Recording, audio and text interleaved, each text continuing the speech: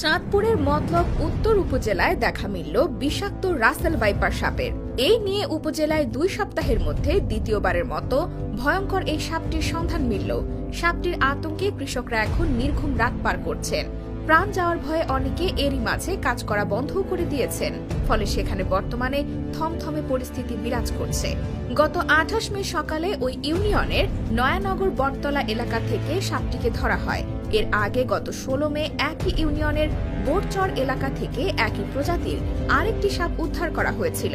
স্থানীয়রা জানান, বেশ কয়েকদিন ধরে উপজেলার মেঘনা নদীর পশ্চিম চরাঞ্চল বোরচরে সাপের উপদ্রব দেখা দিয়েছে।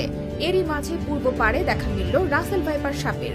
প্রত্যক্ষদর্শীরা জানান, ঘটনার দিন দুপুরে এখলাসপুর নয়ানগর বটতলা এলাকায় মেঘনা নদীর পাড়ে কৃষকরা রাসেল ভাইপার সাপটিকে দেখতে পান।